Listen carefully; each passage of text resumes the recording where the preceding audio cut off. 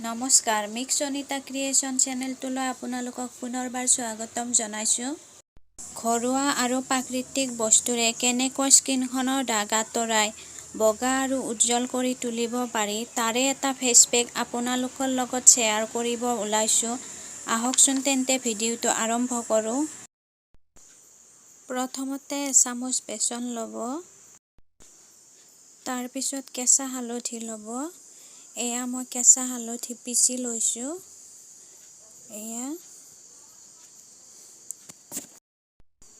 এচামুচ দৈ ল'ব।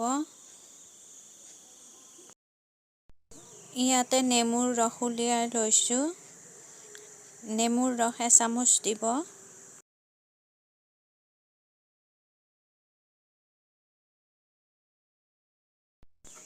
এতিয়া এইখিনি মই ভালদৰে মিক্স কৰি ল'ম আৰু ইয়াতে মই পানী ব্যৱহাৰ কৰা নাই, কাৰণ নেমুৰ ৰস দিছোঁ আৰু দৈ দিছোঁ, এইখিনিৰে হৈ গৈছে। এইখিনি মোৰ ভালদৰে মিক্স কৰি লোৱা হ'ল।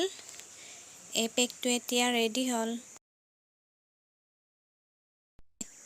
এতিয়া মই গোলাপ জল লৈছোঁ আৰু লগতে এটুকুৰা কপাহ লৈছোঁ। এতিয়া মই মুখখন ভালদৰে গোলাপ জলেৰে মুছি চাফা কৰি ল'ম। স্কিনখন চাফা কৰি লোৱা হ'ল।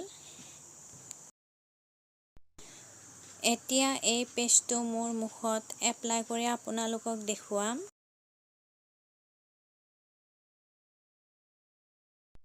আপোনালোকেও এনেকৈ লগাব। আপোনালোকক এনেকৈ দেখুৱাই দিছোঁ, মই এনেকৈ লগাইছোঁ।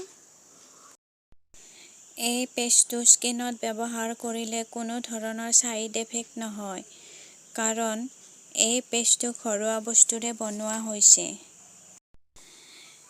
বেচনে স্কিনখন চাফা কৰে, কেঁচা হালধিয়ে স্কিনখন উজ্জ্বল কৰে, দৈত প্ৰ'বায়'টিক থাকে আৰু নেমুত চি ভিটামিন থাকে। গতিকে এই গোটেইখিনি স্কিনৰ দৰকাৰী বস্তু।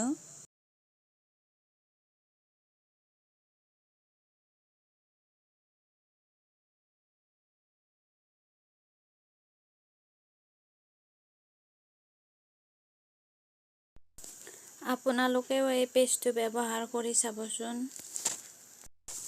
এই ফেচ পেকটো এমাহত 2-3 বাৰ লগালে স্কিনখনৰ দাগবোৰ নোহোৱা হ'ব আৰু লগতে স্কিনখন বগা আৰু উজ্জ্বল হ'ব।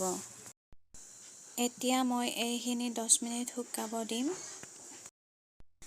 10 মিনিট হৈ গ'ল। এতিয়া মই মুখখন ধুই আহি আপোনালোকক দেখুৱাই আছোঁ। এতিয়া মই মুখখন ধুই আহিলোঁ। এতিয়া চাওক, মোৰ স্কিনখন ধুনীয়া বগা আৰু মিহি হৈছে। গতিকে আপোনালোকেও এই ফেচ পেকটো ব্যৱহাৰ কৰি চাব আৰু স্কিনখন কেনে হয় মোক জনাব। যদি ভিডিঅ'টো চাই ভাল পায় তেনেহ'লে লাইক, কমেণ্ট আৰু ছাবস্ক্ৰাইব কৰিব।